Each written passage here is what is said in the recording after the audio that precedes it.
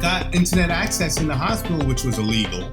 I had a friend of mine smuggling a laptop computer, and I was looking for websites and looking for voices in the darkness, And I found the Icarus Project website. I was suspicious at first, That's like being on the plantation and hearing about the Underground Railroad, Welcome to So Many Wings, a flock of misfits and changemakers. So Many Wings is a podcast that draws on our backgrounds in transformative mental health and social justice organizing to gather our people and share stories and visions as we struggle for collective liberation. We're your hosts, Jax and Sascha, and we've developed a close friendship through many years of collaborating on everything from founding the Icarus Project to growing food and community. We're glad to be here with you. I'm Jax McNamara, and I'm a queer writer, artist, parent, organizer, somatic healer, and troublemaker living in Santa Fe, New Mexico. I'm Sascha Altman DuBrul, a writer and transformative mental health coach living in Oakland, California, and I see clients from all over the world. And now for today's episode. Welcome to So Many Wings! Today's guest is Issa Ibrahim.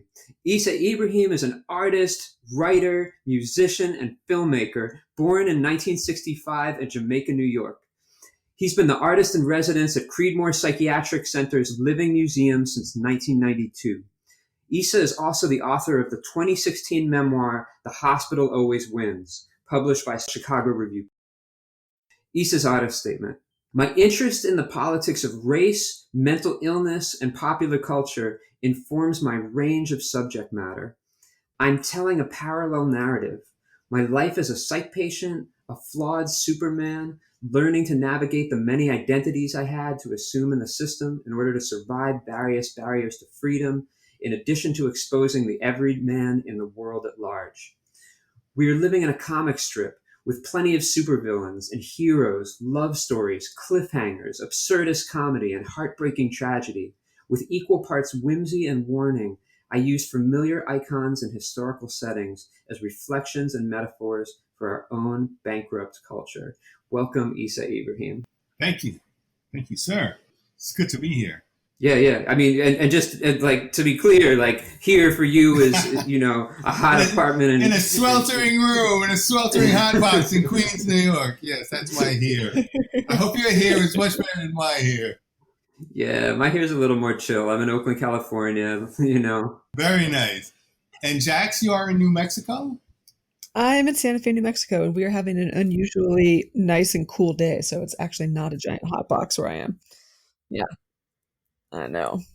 So we are so psyched you're here, and I'm wondering if you could start out by telling us a little bit about introducing yourself, your ancestors, and your connection to place.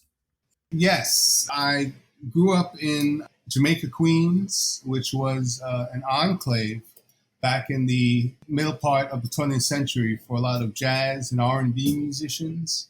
It was considered like a little Harlem, whereas when the Harlemites could get up enough money to afford a house, a place to raise their children, they'd all come to Jamaica, Queens.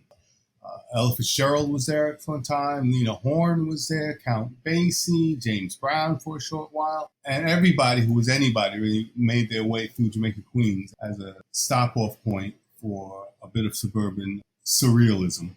My mom was Jamaican, so she came over. She was born in Brooklyn, but their family came over during the Great Migration, which not too many people know about the Great Migration from Jamaica and the Caribbean in the 30s. My dad was from Tampa, Florida, the son of a sharecropper's daughter and a Seminole Indian, who was my grandfather, who my father barely knew and I never knew. He was a traveling man, as Ricky Nelson once said.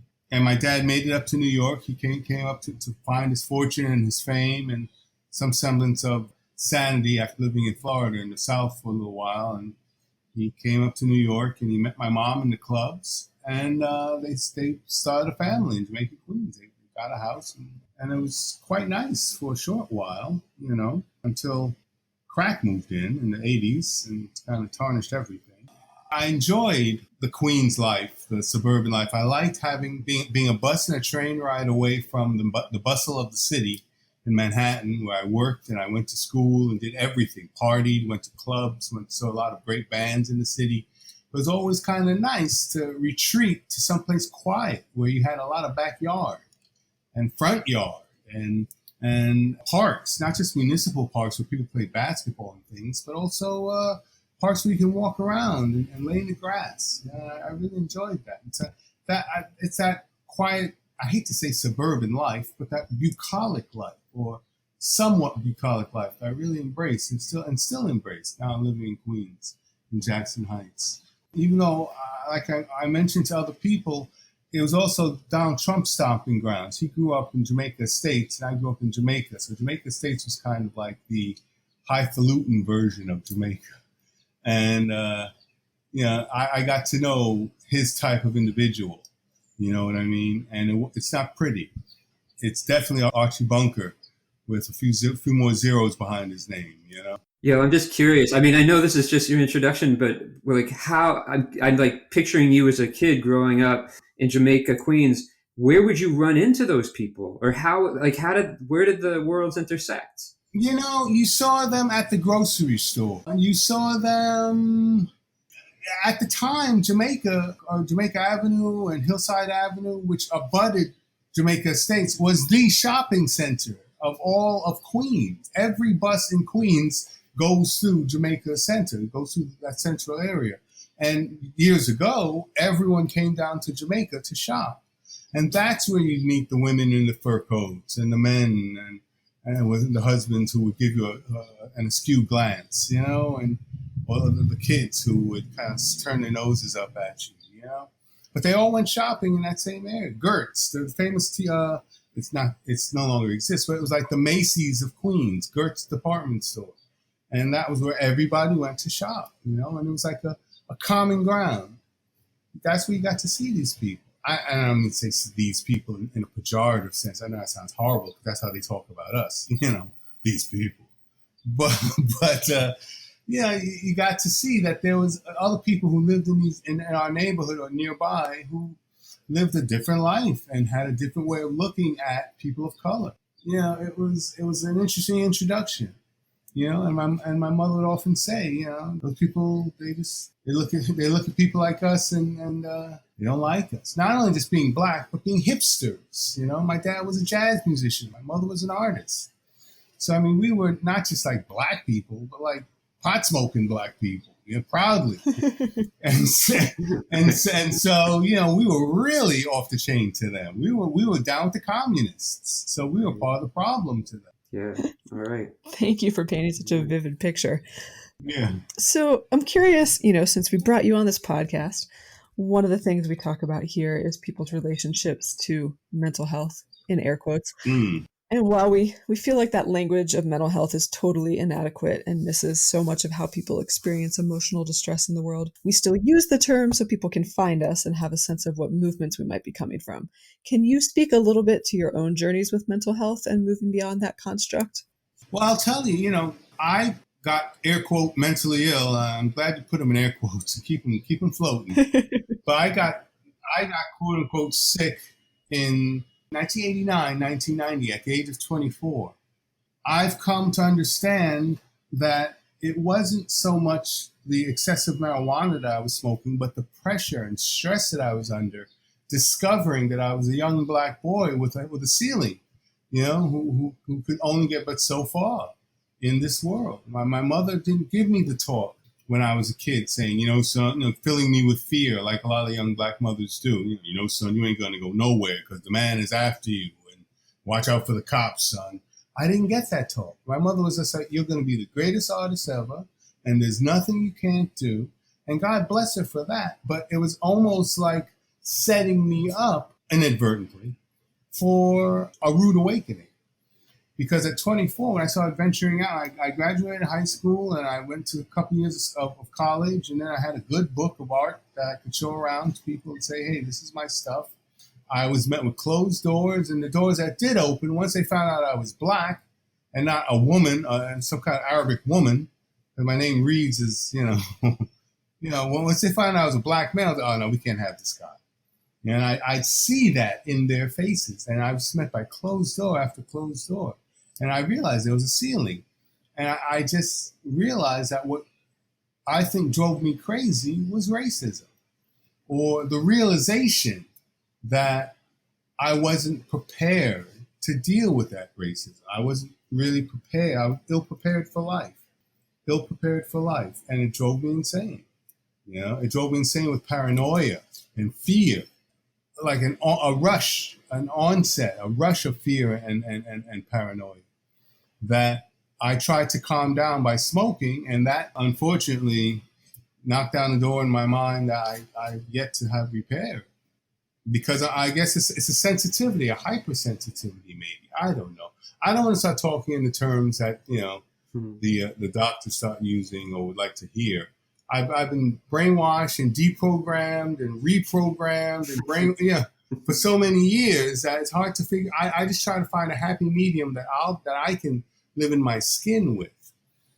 Yeah, in 1990, I got so sick and so delusional or so whacked out on life that I committed a very, very, very terrible occurrence, a very terrible crime that involved a family member. And as a result, the rest of my family abandoned me, and it was a tragic event, what happened that haunts me still, and I'm still shamed by it and guilt-ridden by it. But I ended up spending 20 years in a mental hospital, 20 years in an asylum, and I had to fight my way out. But my connection to mental illness is a tenuous one, because for many years of that 20 years, I had to believe that I was sick and I needed this medication, and I was getting a shot every month. So you have to believe you need it, or else you'll resist, and then they can forcibly shoot you up. And you don't want that, So that's one thing I kind of told myself. You don't want them to come and say, it's time. And then they have two big beefy guys ready to hold you down while they juice you up. You don't want that. So I just kind of had to convince myself that I needed this. And for many years, that was the dynamic. Oh, you need this. I felt sometimes I deserved it because of what happened with my family. So it's steep. It's steep. Yeah. I think the power of the kind of work that we do and how actually, so we didn't say it on the podcast yet, but, Issa and I have been friends for a while, and we met in the context of doing, trying to change the way people think about mental health and mental illness. But one of the things is we all have our complicated stories, and then we have a narrative that's given to us by society. And then we have to somehow hold that, and hold the complexity of it. I mean, thank God there were organizations like IDA, which we both belong to, and the Icarus Project, which we both founded. I don't know if you want to talk about that now. When I got internet access in the hospital, which was illegal, I had a friend of mine smuggling a laptop computer, and then I got in one of those connector fingers, what you call them, like you plug it into your laptop and you get Wi-Fi. And I was surfing the net, like in the middle of the night, so that no one could find me on my computer, which I wasn't supposed to have, on the internet, which I wasn't supposed to have, And I was looking for websites and looking for voices in the darkness, And I found the Icarus Project website. And I was suspicious at first, That's like being on the plantation and hearing about the Underground Railroad, And the website was interesting to me because there was a lot of artwork and a lot of line drawings I really found interesting and kind of outsidery. And I was into outside art because that's kind of what I do in an odd way. And the writings were really sprawling and just, it was just like, wow, who are these people, And it was YouTube. So it's kind of interesting that some, wow, this was 2005, 6, 7. So now some 15 years later, here we are. Yeah, it's beautiful. It makes me so happy to think about you being able to, someone once talked about it as tendrils, Yes. coming through a wall, Yes. Yes. And that we could be some kind of psychic tendrils from the other side while you're in the institution. I mean, the institution you're in is no joke. Creedmoor Psychiatric Hospital. It's like a scary place that no one wants to be locked up. I know. Well, that's where Woody Guthrie died. And apparently they donated or they took his brain to study. What? Yeah. What? That's the true story. Woody Guthrie, look it up. Woody Guthrie had developed some disease that was a brain degenerative disease that they weren't quite sure of back in the 60s. At first, they thought it was mental illness. And he was so debilitated that he came off mentally ill. And so they institutionalized him, and he died in Creedmoor Psychiatric Center. And the story goes that he either he donated or willed, or somehow they had his brain in the basement with a whole lot of, with a whole lot of other brains that for study back when they did that at Creedmoor. Some creepy shit. And since they've renovated, but yeah, so I mean, it's got a storied history. And Charles Mingus was there for a while, a great jazz bass player. A lot of great jazz musicians who bugged out too much on weed ended up going through Creedmoor. So, this seems like the appropriate time to ask you this question, like I feel like I've heard the story from you before, and it really is like one of the best stories I've ever heard, frankly. How did you get out of Creedmoor? What did you do to get out of Creedmoor? Because guys like you don't usually get out of places like that. Yeah, that is true. That is true. Well, I was there, just as a little background, I was there under the auspices of the insanity plea. I committed a very terrible crime. Like I said, it still haunts me. And I don't know if I'll ever get over it. Because it was towards my mother. And, it was tragic and horrible. And I lost my family as a result. And no one really wants anything to do with me. But I was given the insanity because the courts and the district attorney and the courts realized I wasn't in my right mind. I couldn't appreciate the nature of what I was doing. So I was given the insanity plea, and that's where you go when you commit a crime and you get the insanity. You go to a state hospital. And like you say, I was not really ever supposed to get out. People like me are not supposed to get out. But somewhere along the way, somewhere around the millennium, after being there for 10 years, I thought to myself, I maybe I should think about getting better and getting out. And I realized that my mother would want me to suffer like this. That's what really made me get up the gumption to start petitioning for my discharge. And that took years and years and years. And I was just met with locked doors and bad reports and people coming along saying, you'll never get out of here. But all that time that I was in there as an artist in residence of Creedmoor's Living Museum, I was painting. I was painting every single day. Sometimes all night, in the middle of the night, after they do their final checkout at 12 o'clock, and they come in and check to make sure you're in your bed or you're in your room, they leave me there, and I paint for hours and hours in the middle of the night until about 6 or 7 o'clock the next morning. So I built up a tremendous body of work. Without tooting my horn too loud, a lot of the work was good, I was fortunate enough to be in an HBO documentary when they'd heard about the Living Museum, HBO, and they wanted to make a film about it in 1999. They featured me in it, and they featured my work. So that was agency. People on the outside saw that there were artists there, and I was one of many artists who were doing good work in that place. And so I was building a quiet clientele. So I started selling my work out of there. I enlisted a lot of friends and a lot of people who would do the money deals or broker the deals. And every painting I sold, some of it for pretty good money, I'd squirrel it away. I had nothing to really spend my money on other than just the promise of maybe hiring a legal team and a couple of doctors to get out. So after a while, when I realized that the hospital was not going to move on getting me out of there, I did that. I hired a legal team and a couple of doctors with the internet access. If I didn't have the internet, I would never have known how to research and find these people. So they've really got a lot of people over a barrel in that place who don't have access. But I did a lot of research and I did my homework. And I found 2 psychiatric doctors, 2 forensic psychiatrists who were willing to come in, get paid. And they even told me, we're not going to do it for money. If we think that you're not ready to go, we're going to say that. So just be prepared and just know how you're spending your money on that. That's okay.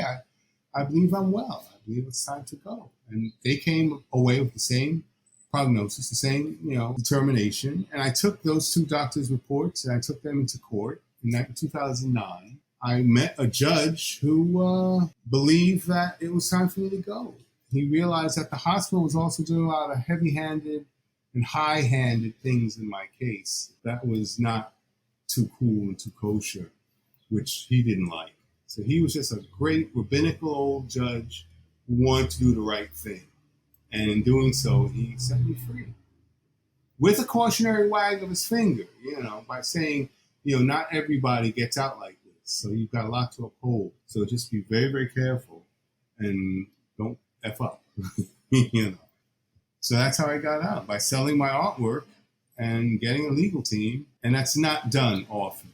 So, I mean, when I've gone back to various places like Rikers Island and to Creedmoor and to various hospitals, like as outreach, and there's always that guy in a similar situation like mine who's been there for 10, 15, 20 years. They're saying, how do you get out? How do you get out?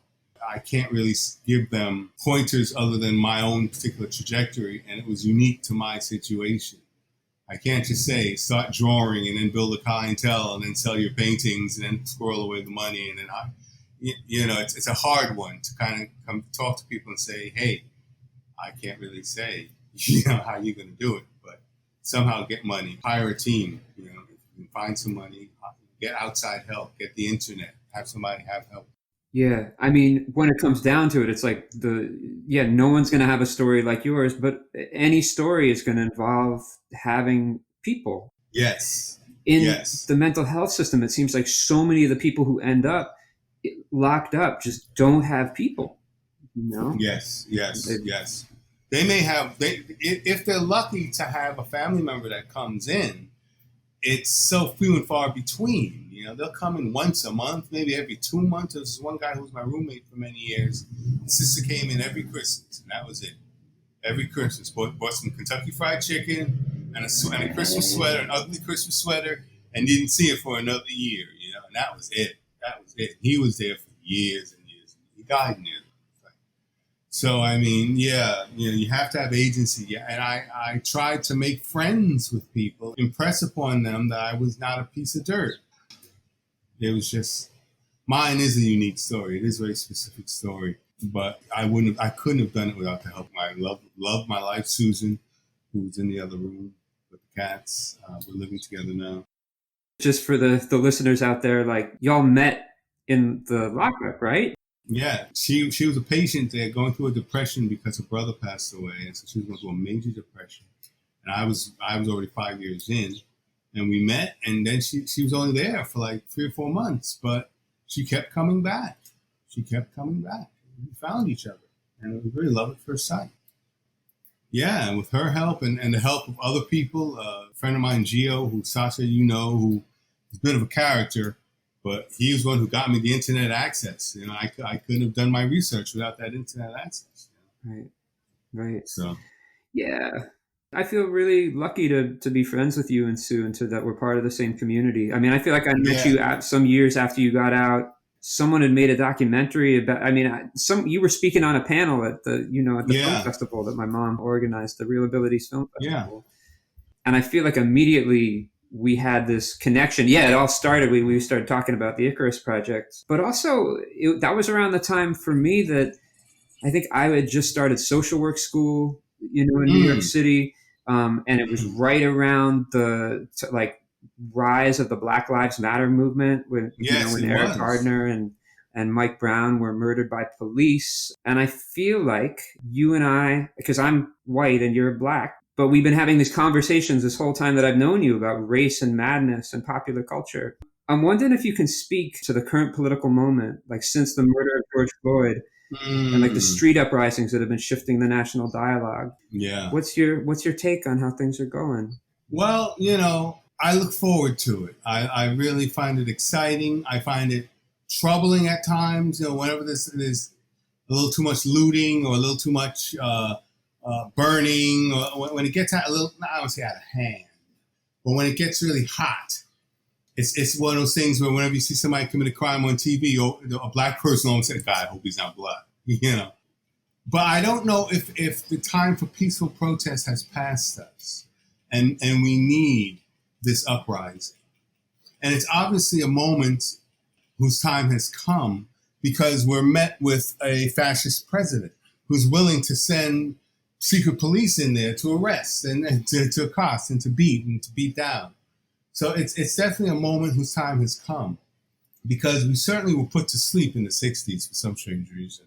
I mean, we lost all our leaders and the movement just went to sleep. I mean, Nixon crushed it.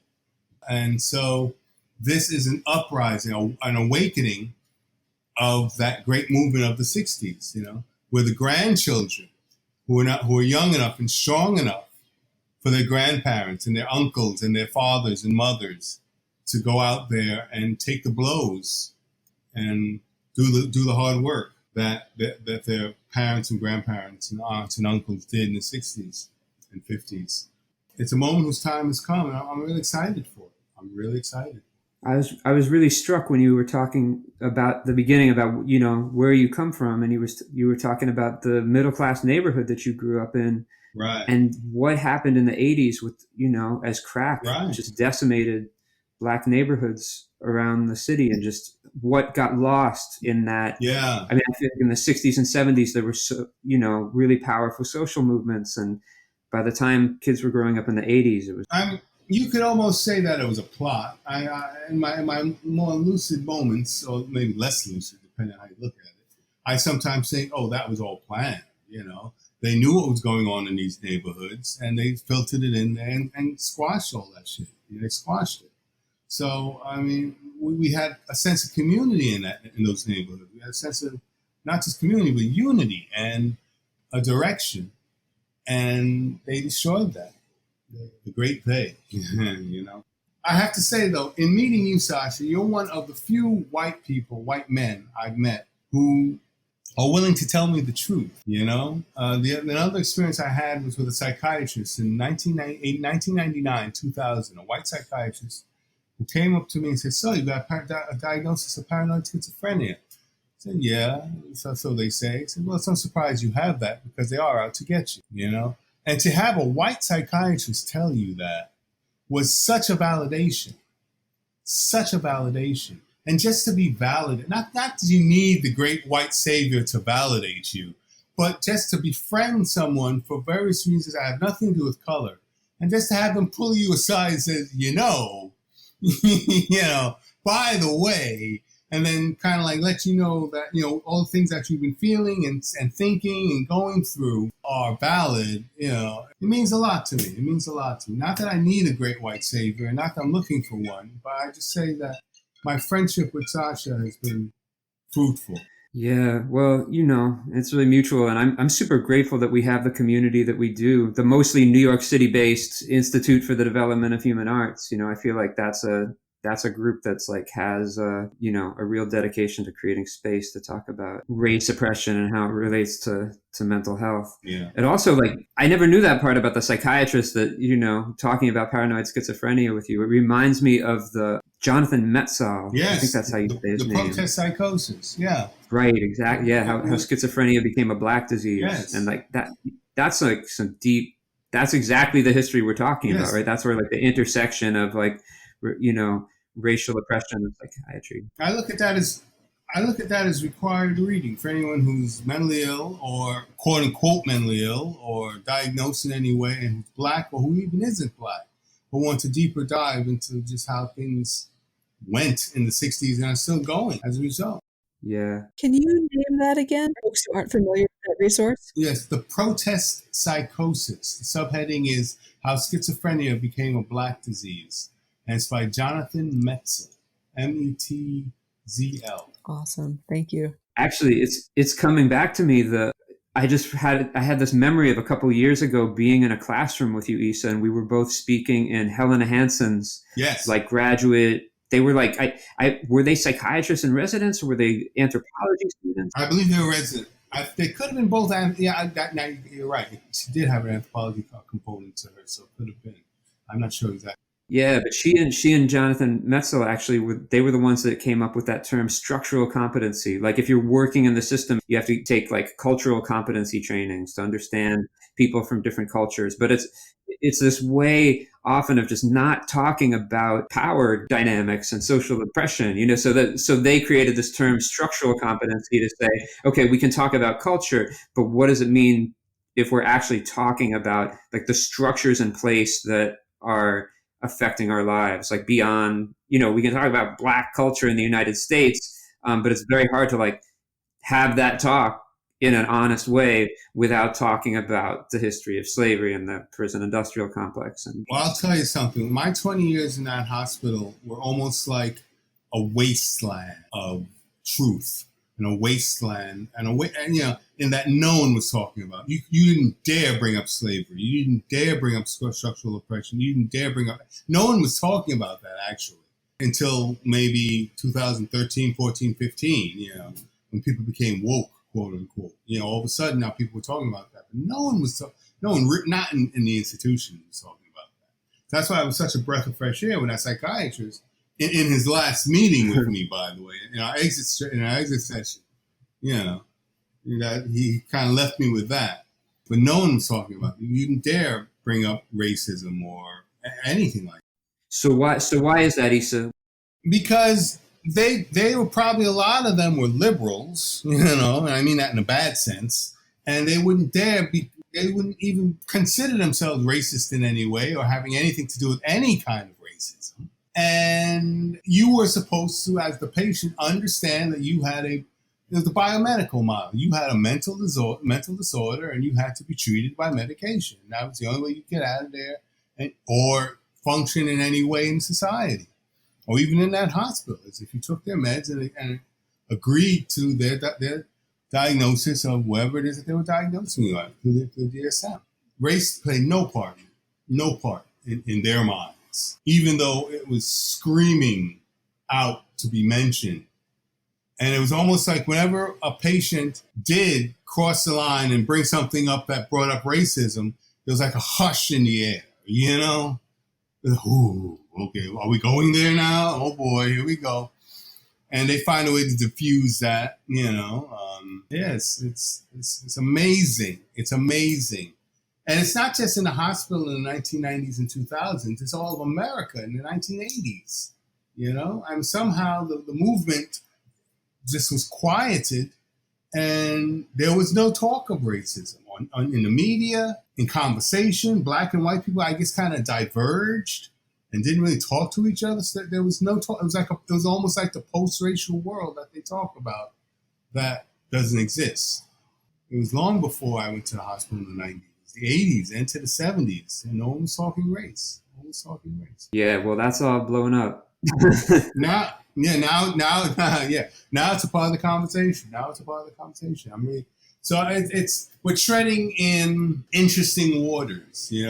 It's like walking into the ocean and not knowing if you'll step a little too far and you'll go deep. But going deep is good if you can swim and you don't fear the water. Very interesting times.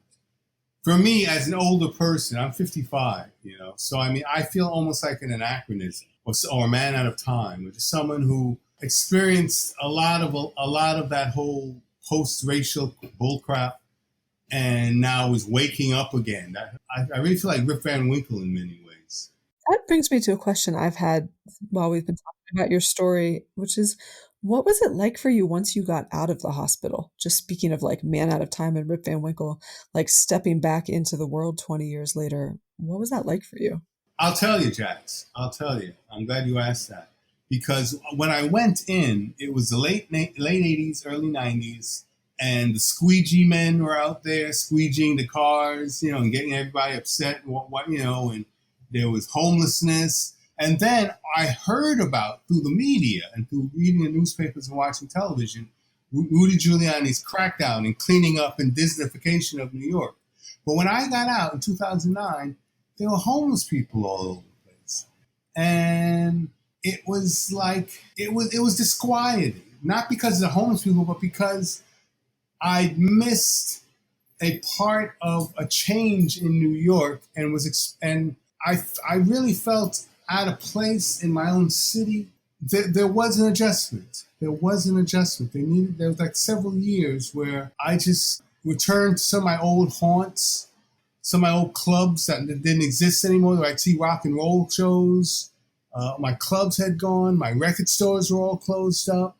It was like, wow, what happened to my city? Where are all my touchstones?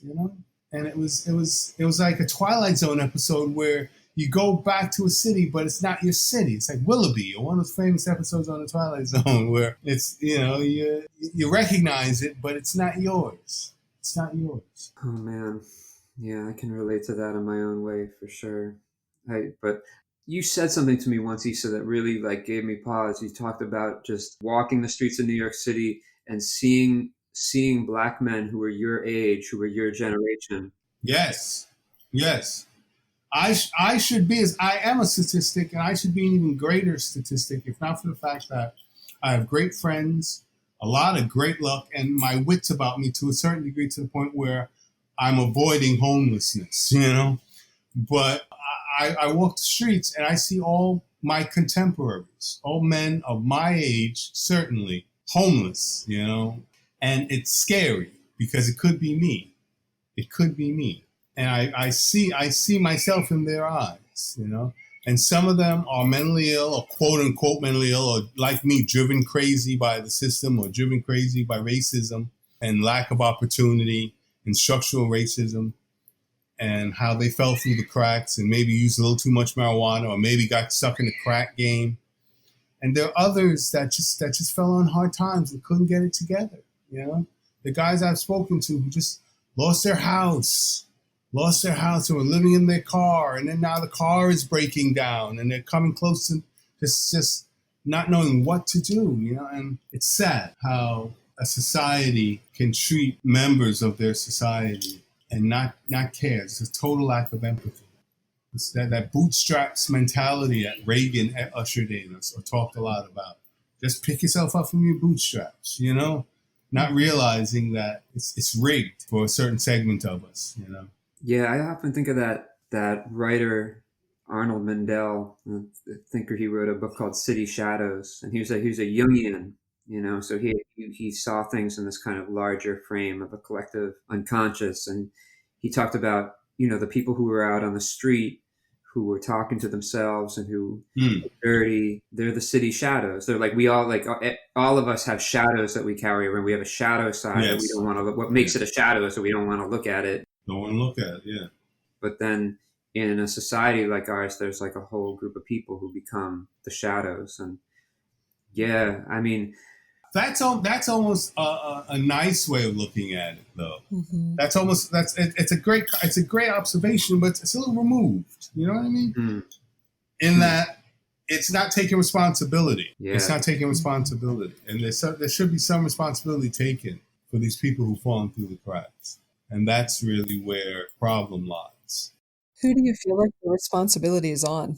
It's on all of us. It's on society. It's on the government. It's on people. It's the conversations that we're having now, where we talk about white supremacy and what this country was founded on, the promise that it was founded on, and the lies that were told that on top of the promise. How they can build a draft of a Declaration of Independence and a Bill of Rights, but the blacks were considered 3/5 a person. And how from the very beginning, we weren't considered, meaning black people. So it's just these conversations that I'm hearing being had. That's a start. Make people uncomfortable with them, but inure them to it. Let them have these conversations to the point where, okay, now we're having a conversation. Now what do we do about this? There's so many people who just never want to have that conversation. When I was a young man coming up, they did not want to have those conversations. But now we're having those conversations. And it's uncomfortable, but in the discomfort, you'll find the truth. Yeah, your story about being locked up and hearing and just how racism just didn't get brought up in this context, all these people of color who were locked up. Yeah.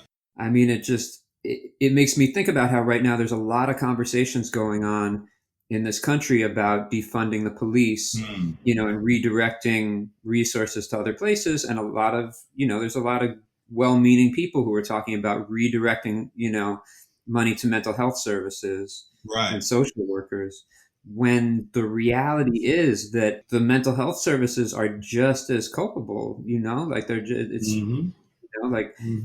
the idea, it's like those treatment advocacy center people who say we need to build more hospital beds and institutions, and not look at creating. That's hiding the problem. That's sweeping it under the rug. That's not cleaning out the house. That's not pulling up the rug, sweeping the rug, and then mopping the floor, and then beating the rug outside the window till all the dust is gone, then putting the rug back down on a clean floor. That's that's the sweeping under the rug. And I'll tell you, I'm so glad to be alive in these times today, even though it's very scary. You've got these jackbooted thugs, and you've got this Nazism and this white supremacy and this resurgence of the Klan without the hood. It's a really interesting time, and I'm interested to see where it will go. I'm interested to see where it will go. Because we could even get rid of this clown in the White House now, but what's been exposed is still there. And what do you do with that? What do you do with it? I'm curious to hear how some of this plays into your art, Issa. Like I was just looking at your website and there was a lot of images of the Joker. And when you were just talking about the clown in the White House, I was Yeah. like, well, I'd love to hear about how some of these things are feeding into the art you're making and how your art is helping to keep you going during these times. It keeps me going, it keeps me sane, but I use these characters, these comic book characters and popular culture characters, as Sascha mentioned earlier in the program, as metaphors, I mean, we've got a Joker in the White House, and he's throwing monkey wrenches at every turn just not to get caught. The thing is, we don't have a Batman. We don't have a Superman. We've got these supervillains running things, but we don't have a hero yet. The hero is us. We are the heroes as a collective, but there's no guy in a cape who's coming down to help us. So that's what factors into my work a lot. I've been kind of mining that for about 25, 30 years now. Just this whole idea of waiting for Superman and realizing that Superman isn't coming, and we've got to be that Superman. We've got to be the Justice League, We've got to be the Avengers, and take these people down. And take them down hard. Take them down hard. Mm-hmm. So it's just a coded language that I use to amuse myself and also put something across that for many years I was fearful of all the anger that I had toward what I saw going on in the race relations and so forth.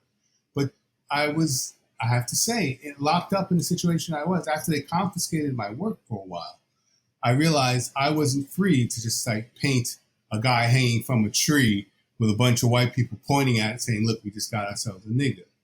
Pardon my language, So, I mean, I had to use coded language to express myself and my fear, my frustration. I feel now the work I've been doing lately is a lot less coded. It's a lot more direct. And it feels good to be a lot more direct.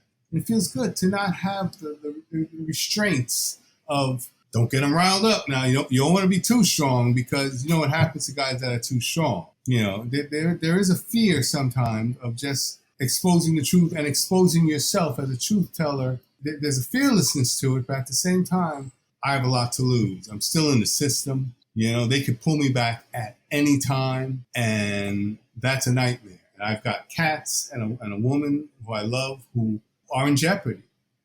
So I've got to tread very carefully. But at the same time, I feel like emboldened by this new movement that we're experiencing to be a lot more direct in my art and not use the superheroes as a metaphor. Yeah, I feel like the superhero metaphor only goes so far when you're trying to talk about how to make changes. Exactly. One of the lessons that I learned from being a part of the Icarus Project for a lot of years and having a kind of public voice narrative was just how the limitations of the heroic narrative and the lone person who's doing things. It's it is really, if we're going to change things, it's going to be collectively, and it's it's much harder. I mean, in some ways, that the era of the white mob is over. There used to be in the country, there was a real tradition of big groups of white people causing mob violence. And that's not really the deal anymore. But there are these lone wolf killers. Well, at the same time, what was Charlottesville? Right, Charlottesville. They were trying. I mean, they were trying to rise up and stoke the fires, but they kind of went out, man. According to the stuff I've been reading, the Black Lives Matter movement is the largest movement in U.S. history. Far and wide. So when it comes down to it, it's yeah, I'm less worried about big white mobs of Klansmen, or tiki torch motherfuckers, talking about Jews will not replace us or whatever nonsense they have to be saying.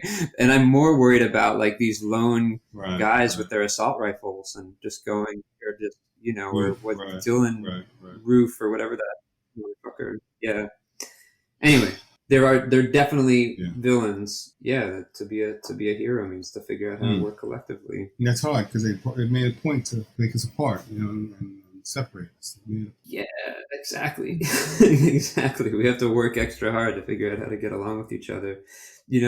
One of the things I've been really impressed with my best friend Jax, who has actually been doing work with a group called SURGE, which I think stands for Showing Up for Racial Justice. What are you all doing with SURGE? What are we doing with Surge? Oh God, a lot.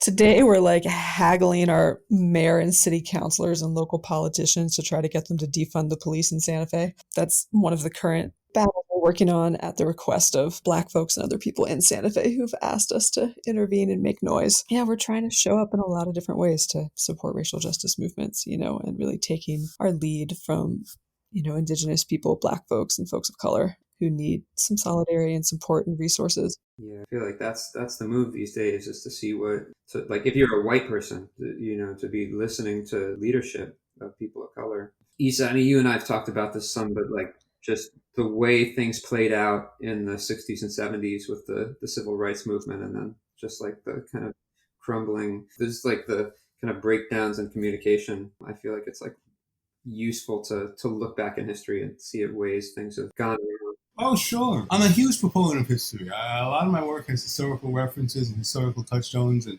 I'm a student of history, and that's the only way you can really contextualize. Because we've all, think of the history of the country. It's only been 200 years. It's not long, It's not a long time. If you think about it, it's like a couple of grandparents away. If you understand your history and kind of follow it, you'll be able to best contextualize and work with the situation at hand.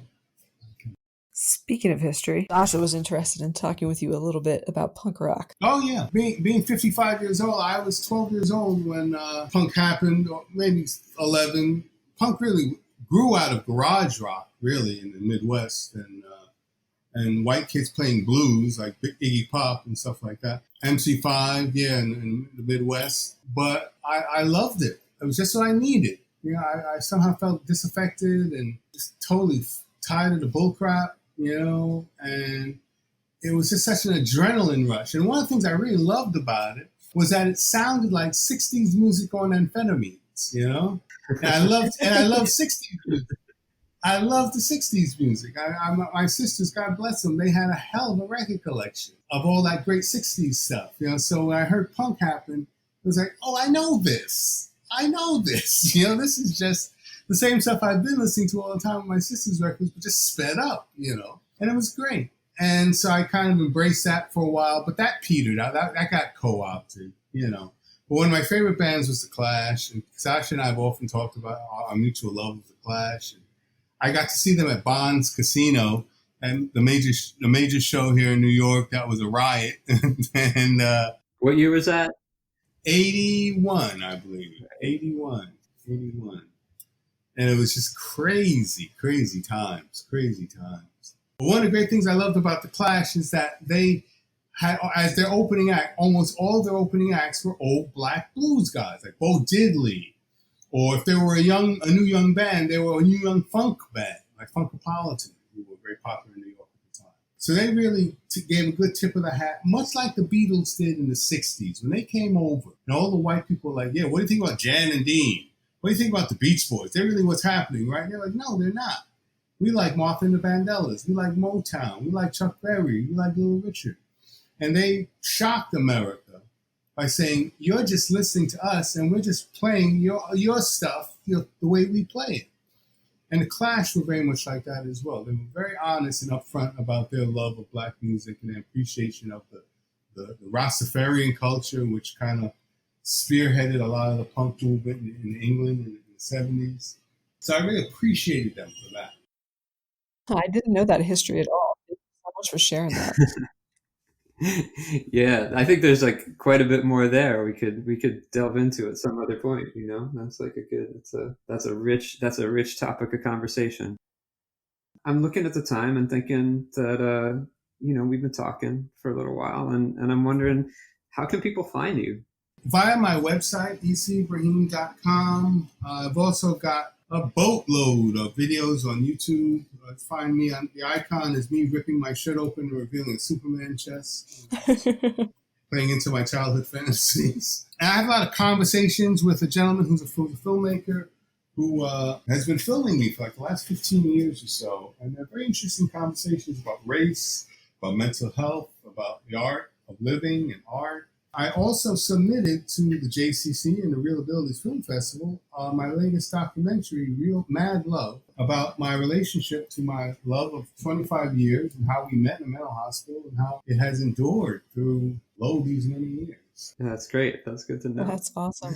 Yeah, it's been such a pleasure talking to you, man. I'm really, and I'm glad. And it's like this is the first time that the two of you are connecting, and it just makes me happy. Yes. I know. I really want us to meet in person when this coronavirus mayhem is over and I get to come back to New York. I would love to actually meet you in person. Yes. You are definitely welcome. Awesome. Was there anything else you want to say before we go, or do you feel good? I feel good. Like I say one more time, I've said it earlier, God bless you both and the Icarus Project. In an odd and roundabout way, you kept me going and saved my life in ways that you couldn't imagine. You were a breath of, not only just a breath of fresh air, but a lone voice in the darkness when a guy who was on his computer at 3 a.m. to not be found out.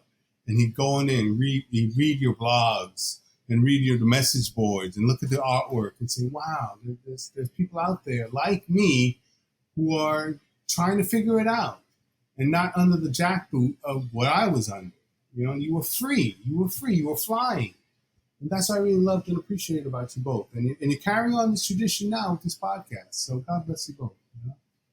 Thanks, Issa. Super sweet.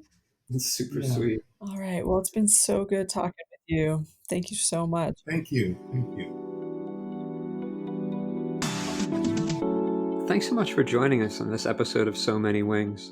We hope you learned a lot and found some inspiration here. This episode was a labor of love created by Jax McNamara and Sascha Altman DuBrul during the chaotic times of global transformation of 2020. We're coming to you from Santa Fe, New Mexico and Oakland, California on Turtle Island, the United States.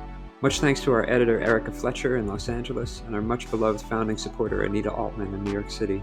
You can find us on the web at SoManyWings.org and on Facebook and Instagram at So Many Wings Podcast.